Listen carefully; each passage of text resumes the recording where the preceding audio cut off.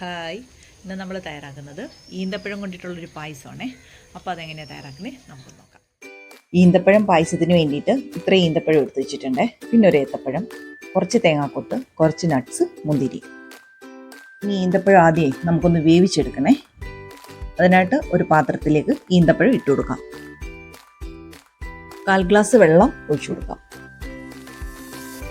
ഒരു 2 മിനിറ്റ് കഴിയുമ്പോഴത്തേ ഇത് വെന്ത് വരുവേ. അപ്പോൾ ഇതിട്ട് മാറ്റിയിട്ട് കുരു കളഞ്ഞിട്ട് വെക്കാം. ഇത് മിക്സിയിൽ അടിച്ചെടുക്കാനുള്ളതാണ്. മിക്സിയിൽ അടിച്ചെടുത്തിട്ടുണ്ട്. ഉള്ളൊന്നും അരഞ്ഞിട്ടില്ല, ചിലതൊക്കെ അരയാതെ കിടപ്പുണ്ടേ. ഒരു പാനിലേക്ക് ആവശ്യമായിട്ടുള്ള നെയ്യ് എടുത്ത് കൊടുക്കാം. തേങ്ങാക്കൊത്ത് മൂപ്പിച്ചെടുക്കാം. പിന്നീട് നട്ട്സ്, മുന്തിരി ഇവയെല്ലാം വറുത്തെടുക്കാം. അതേ പാനിൽ തന്നെ കുറച്ച് നെയ്യും കൂടി ഒഴിച്ചിട്ട് ഏത്തപ്പഴം ഒന്ന് മൂപ്പിച്ചെടുക്കാം.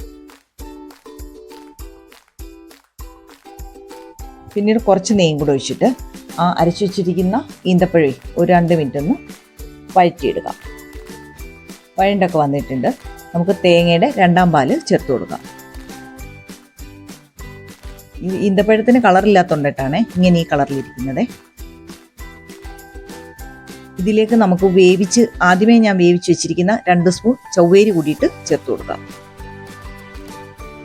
മധുരം കുറവാണെന്നുണ്ടെങ്കിൽ ശകലം ശർക്കര കൂടിയിട്ട് ചേർത്ത് കൊടുക്കണേ. ഈന്തപ്പഴത്തിന് മധുരം ഉണ്ടെങ്കിൽ വേണ്ട. അങ്ങനെ ഇതിലേക്ക് നമുക്ക് ഏലക്കാപ്പൊടി ചേർത്ത് കൊടുക്കാം. പിന്നീട് ഒരു നുള്ളു ഉപ്പും കൂടിയിട്ട് ചേർത്ത് കൊടുക്കാം. ഇപ്പോൾ വറ്റി വന്നിട്ടുണ്ട്. നമുക്ക് സ്റ്റൗ ഓഫ് ചെയ്തതിന് ശേഷം 1ാം പാല് ഒഴിച്ചു കൊടുക്കാം.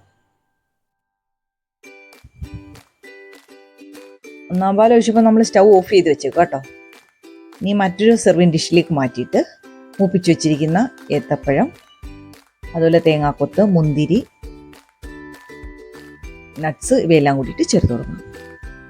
ഈന്തപ്പഴം പായസം അങ്ങനെ റെഡി ആയിട്ടുണ്ട്. ഇഷ്ടമായി എന്നുണ്ടെങ്കിൽ സപ്പോർട്ട് ചെയ്യുക. നമുക്ക് മറ്റൊരു വീഡിയോ ആയിട്ട് കാണാം. നന്ദി.